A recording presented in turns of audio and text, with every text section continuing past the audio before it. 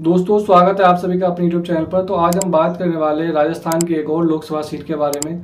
जी हां, आज हम बात करने वाले नागौर लोकसभा सीट के बारे में। जी हां, नागौर लोकसभा सीट पर प्रथम चरण में ही चुनाव होने वाले हैं।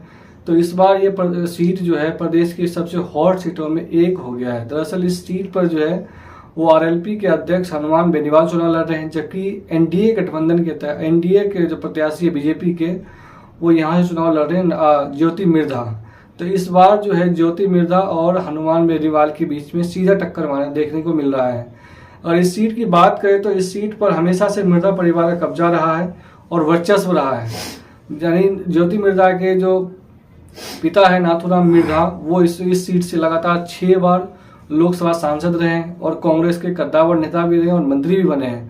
हालांकि ज्योति मिर्धा इस सीट पर 2019 में कांग्रेस के सिंबल पर चुनाव लड़ी थी, लेकिन इस बार परिस्थिति बदल गया है। इस बार ज्योति मिर्धा जो है वो पार्टी बदल चुकी है और वो बीजेपी में शामिल हो चुकी है। अब इस बार ज्योति मिर्धा, हालांकि उससे 1 साल भर पहले या 7-8 महीने पहले जो है विधानसभा चुनाव हुआ था, तो विधानसभा चुनाव में भी बीजेपी ने यहाँ से उसको उम्मीदवार बनाया था, लेकिन वो यहाँ से हार गई। अब उन्हें बीजेपी ने दोबारा लोकसभा का चुनाव टिकट भी दिया है और इस बार मुकाबला उसका जो है वो हनुमान बेनीवाल के साथ है। इस सीट पर जो है 10 बार कांग्रेस का कब्जा रहा है, जबकि 4 बार ही बीजेपी जीत चुकी है। 2019 में जो है यहाँ से हनुमान बेनीवाल ने जीत दर्ज की थी। 2014 में जो है मोदी का लहर होने के बाद इस सीट पर बीजेपी का कैंडिडेट जीता था। उससे पहले जो है वो कांग्रेस का कब्जा था।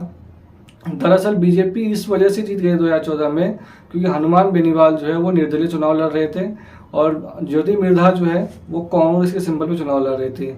तो हनुमान बेनीवाल की वजह से इस सीट पर जाट वोटर्स जो है वो बढ़ गए। इस वजह से बीजेपी के जो कैंडिडेट था वो यहाँ से जीत दर्ज कर लिया।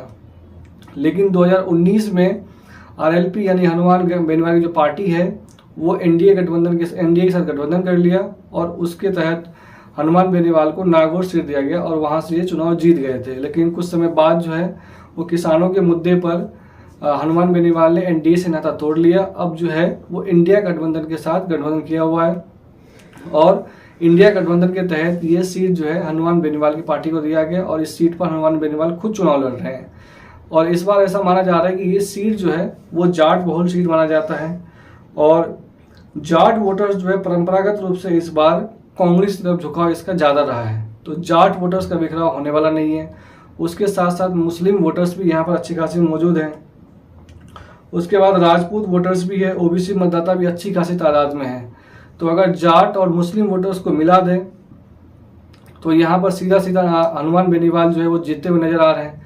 लेकिन राजपूत ओबीसी वोटर्स अगर ज्योति मिर्धा के पक्ष में वोट करते हैं तो वो यहाँ से जीत सकती है। लेकिन ज्योति मिर्धा हनुमान बेनीवाल को हरा दे नागौर में, ये शायद बहुत कम देखने को मिलता है और मुझे लग रहा है कि उसका टक्कर का इस बार मुकाबला नहीं होने वाला, क्योंकि हनुमान बेनीवाल के जो सामने चुनाव लड़ रही ज्योति मिर्धा वो कमजोर उम्मीदवार माना जाता है। ऐसा ये माना जा रहा है क्योंकि हनुमान बेनीवाल उस क्षेत्र में काफी बड़े नेता है और जाट नेता भी माने जाते हैं। दरअसल हनुमान बेनीवाल से पहले इस सीट पर जो है नाथूराम मिर्धा हुआ करते थे, जाटों का सबसे बड़ा नेता, जिसकी वजह से वो लगातार 6 बार इस सीट पर से सांसद चुने गए हैं। लेकिन 2014 में यह सीट जो है बीजेपी ने छीन ली कांग्रेस से। उसके बाद 2019 में एनडीए गठबंधन के तहत हनुमान बेनीवाल ने चुनाव जीत दर्ज किया था। लेकिन इस बार जो है हनुमान बेनीवाल ने पाना बदल लिया है और इंडिया गठबंधन में शामिल हो गए और इंडिया गठबंधन ने उसको किया है। लेकिन अब देखने वाली बात यह होगी कि इस सीट पर कितना जीत दर्ज कर पाते हैं या नहीं जीत दर्ज कर पाते हैं, ये तो 4 जून को पता चलेगा। लेकिन फिलहाल अभी यहाँ पर जाटों और मुस्लिम वोटरों को मिला दे तो यहाँ पर हनुमान बेनीवाल का पलड़ा जो है वो ज्योति मिर्धा की अपेक्षा जो है वो ज़्यादा भारी दिख रहा है।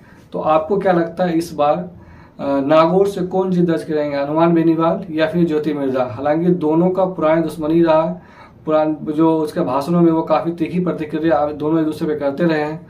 तो इस बार ऐसा लग रहा है कि हनुमान बेनीवाल फिर से यहाँ से जीत दर्ज कर सकते हैं। लेकिन आपको क्या लगता है आप हमें कमेंट कर बता सकते हैं।